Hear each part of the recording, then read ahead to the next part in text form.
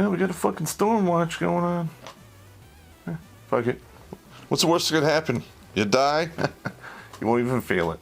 Anyway, Terrence Popp here with another episode from the Lair. And tonight I want to give a shout out to one of the partners we have who handles a talk show, radio talk show named Tim Scomo, and it's KTNT Radio. I just put them up on our Facebook page, redonkulous.com, and we're actually trying to work it out so maybe, 2-3 times a year I can join the show and we can have a bunch of the Redonkulous fans call in and answer questions and so forth. He follows the Red Pill philosophy. He is all about the corruption that's going on in family court, non-custodial parents, and the rights of the children to have exposure to both parents. So with that being said, let us start this off. This one's actually going to be an interesting... I got a couple opinions in here, and I don't know, people are trusting me with a lot of shit.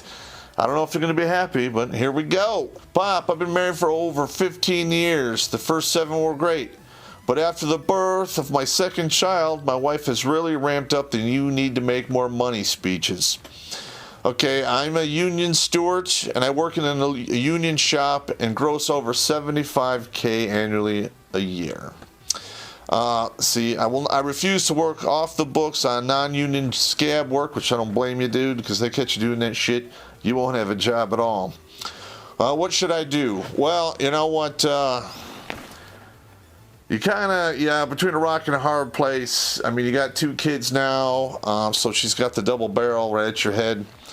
You're now in your 15th year of marriage, 2 kids. Obviously, she's not working. If she's not, you should probably suggest that she get a fucking job.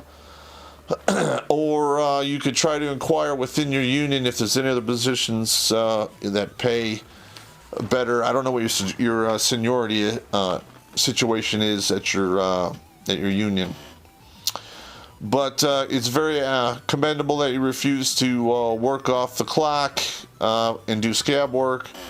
I do know that if you are in a union and you get caught doing that shit, your fucking name is mud forever. So, you might have to fucking bite the bullet on this one and talk to an attorney if it gets to that point, or try to go to counseling.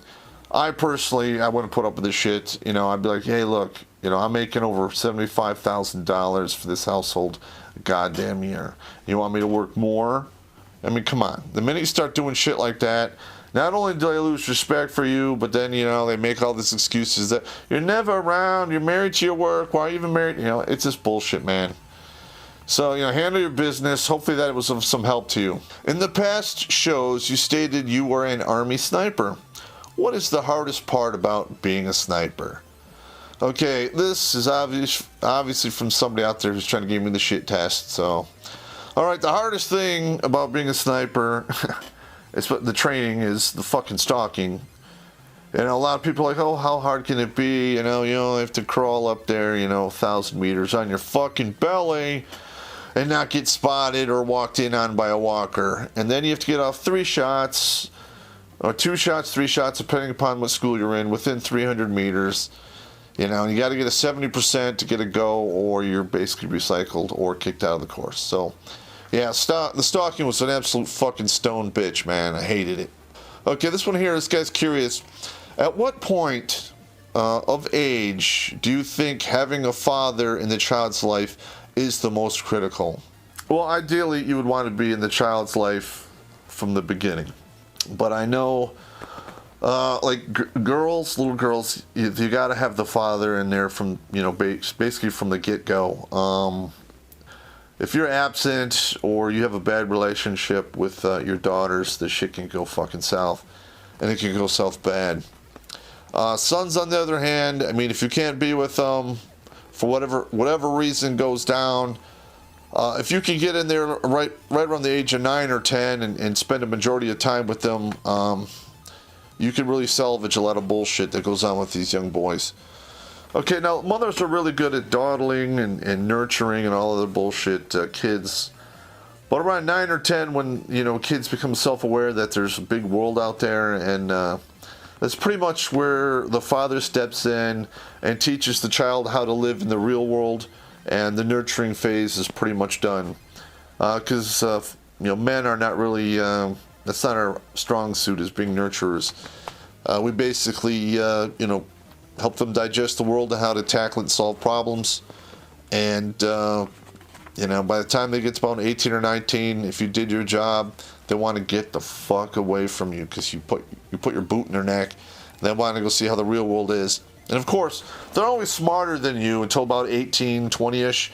When they get out there in the real world and they get their ass kicked a few times, then you're like, hey, my old man was right.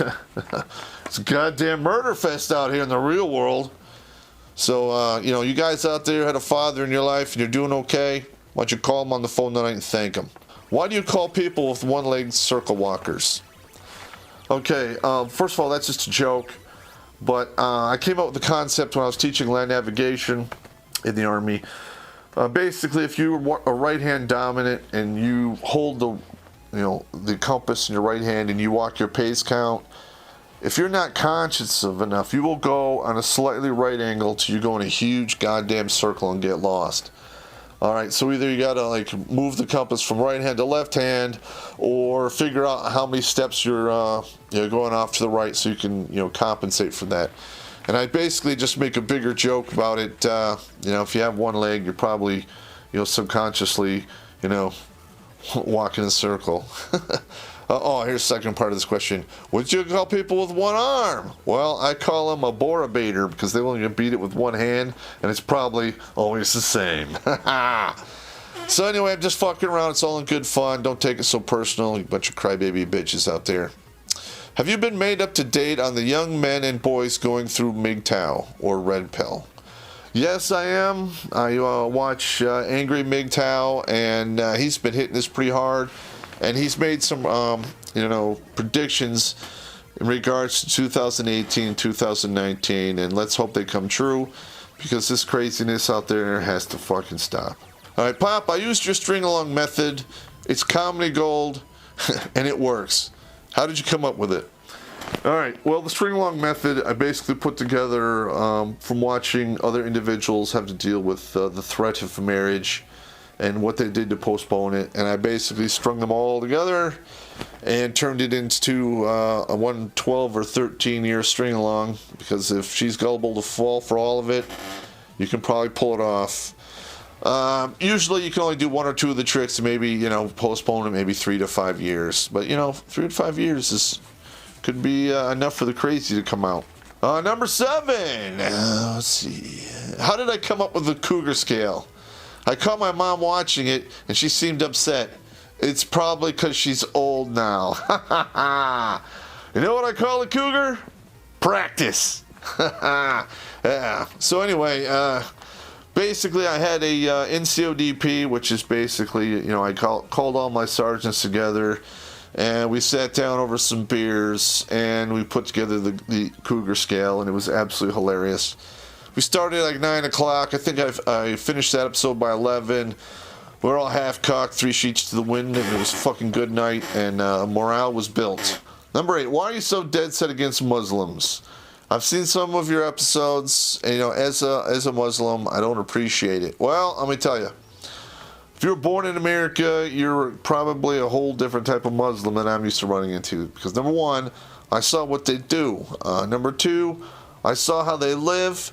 Number 3, I saw firsthand what they're about, and Islam is about the in and outs of child rearing. That's horrible. I'm going to hell for that one, but hey, it is what it is. Number 9, in war, do you feel fear? Because you seem like you don't. Well, if you don't feel fear, you're fucking crazy. All right, I was absolutely fucking terrified. A lot of crazy shit went down. No matter how bad it got, I always managed to lead from the front by example. But if you can only do one of those, is more than enough. And if you can't do either, you shouldn't be leading. Okay, number 10. This is from a fucking feminist, and she's very nasty. What makes you think you are qualified to tell a man how to be a man? All right, number 1, leadership. Learn how to do it. Men are leaders. That's just how it is. On average, at least the men of yesteryear, when shit gets tough, they're not going to cry. All right? I've seen so many female leaders bawling their goddamn eyes out, and I'm like, oh, God, here we go. All right, so it is what it is. Number 2, I've been there, done that. I've also been there and back.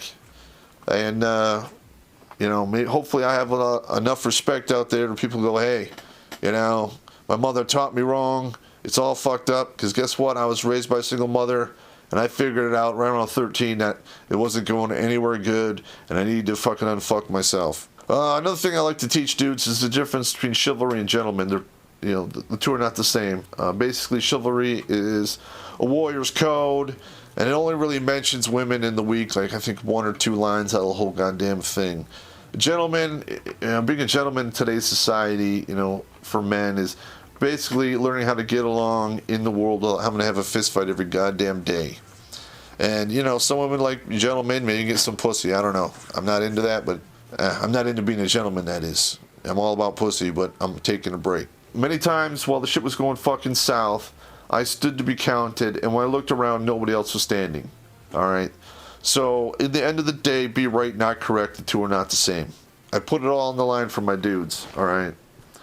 I put my life and career on the line because shit was going fucking south, and the current commander that I had at the time was an absolute fucking piece of fucking shit.